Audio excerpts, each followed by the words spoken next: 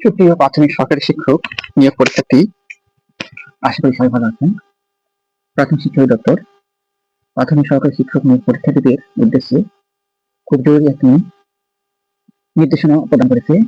তো আজকের ভিডিওতে আমি বিস্তারিত আলোচনা করব কোন ভুলে আপনারা পরীক্ষা কেন্দ্রে প্রবেশ করতে পারবেন না এবং পরীক্ষার ফলে আপনারা কি কি প্রয়োজনীয় জিনিসপত্র নিয়ে যেতে পারবেন।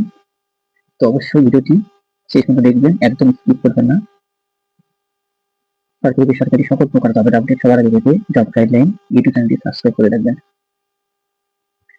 তো প্রাথমিক শিক্ষা অধিদপ্তর জরুরি যেগুলো নির্দেশনা প্রদান করেছে তার মধ্যে হচ্ছে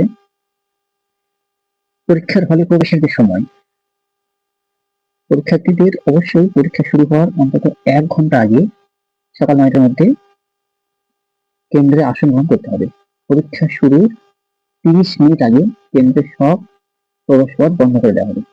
এরপর কোনো প্রার্থীকে আর ঢুকতে দেওয়া হবে না। অর্থাৎ আপনার 10টার সময় পরীক্ষা শুরু হবে এবং আপনাকে 9টার মধ্যে কেন্দ্রে প্রবেশ করতে হবে। পরীক্ষা শুরু হওয়ার 30 মিনিট আগে কেন্দ্রের সব প্রবেশ পথ বন্ধ করা হবে। অর্থাৎ 9:30টার পর আর কেন্দ্রে কাউকে ঢুকতে দেওয়া হবে না। এটা হচ্ছে তল্লাশি। কেন্দ্রে প্রবেশের সময় নারী ও পুরুষ প্রার্থীদের আলাদাভাবে তল্লাশি করা হবে। প্রয়োজনে অ্যান্ড মেটাল ডিটেক্টর ব্যবহার করা হবে। এটা হচ্ছে কান উন্মুক্ত রাখা। ব্লুটুথ বা কোনো ইলেকট্রনিক ডিভাইস শনাক্ত করতে শিক্ষার্থীদের উভয় কান উন্মুক্ত রাখতে হবে। কানে কোনো স্পাইক ইয়ারফোন আছে কিনা প্রয়োজনে তা টর্চ লাইট দিয়ে চেক করা হবে। পরীক্ষার হলে যারা পরীক্ষায় থাকবেন প্রত্যেকের কানটা উন্মুক্ত রাখতে হবে।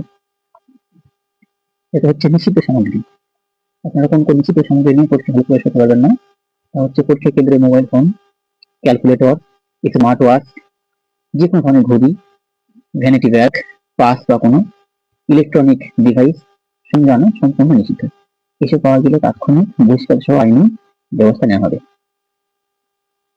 এরপর হচ্ছে প্রশ্নপত্র ও ওএমআর। প্রার্থীদের একটি ওএমআর শিট দেওয়া হবে যা কালো বল পয়েন্ট কলম দিয়ে পূরণ করতে হবে। পেন্সিল ব্যবহার করলে উত্তরপত্র বাতিল হবে। পরীক্ষা শেষে প্রশ্নপত্র এবং উত্তরপত্র উভয়ই পরিদর্শকের কাছে জমা দিতে হবে। প্রশ্নপত্র সঙ্গে নিয়ে দেওয়া যাবে না।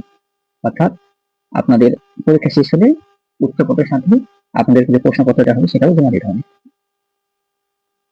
এরপর নিরাপত্তা ব্যবস্থা দেন। সুষ্ঠুভাবে পরীক্ষা সম্পন্ন করতে প্রতিটি কেন্দ্রে 144 ধারা জারি থাকবে। জেলা প্রশাসকের নেতৃত্বে গঠিত কমিটি পরীক্ষা পরিচালনার দায়িত্ব পালন করবে।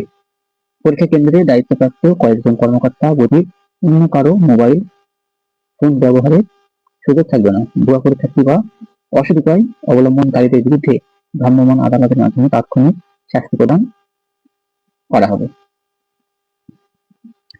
তো এই ছিল প্রাথমিক সহকারী শিক্ষক নিয়োগ পরীক্ষার্থীদের জন্য গুরুত্বপূর্ণ নির্দেশনা। প্রাইমারি সহ সকল প্রকার জবের আপডেট নিয়মিত পেতে আমার চ্যানেলটি সাবস্ক্রাইব করে রাখুন। ধন্যবাদ।